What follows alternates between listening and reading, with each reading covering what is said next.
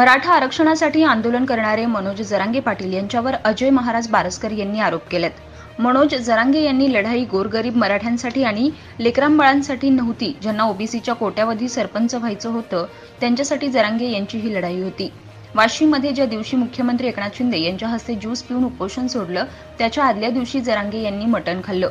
देवेंद्र फडणवीस यांच्या घरी ज्यावेळी यायला निघालात त्यावेळी तुम्ही रात्री जेवण केलं, असा आरोप अजय महाराज बारसकर यांनी केलाय। मंगळवारी घेतलेल्या पत्रकार परिषदेत बारसकर यांनी मनोज जरांगे पाटील यांच्यावर घणाघात केलाय। अजय महाराज बारसकर यांनी यापूर्वीही मनोज जरांगे यांच्यावर कडाडून टीका केली आहे। अशाच ताज्या घडामोडींसाठी आजच कोकण संध्या न्यूजला सबस्क्राइब करा। उपोषण दुसऱ्या दिवशी सोडलं ना तिथं अंतरवालीत, त्याच्या आदल्या दिवशी मनोज जरांगे यांनी जेवण केलेलं आहे, उपोषणामध्ये जेवण केलेलं आहे।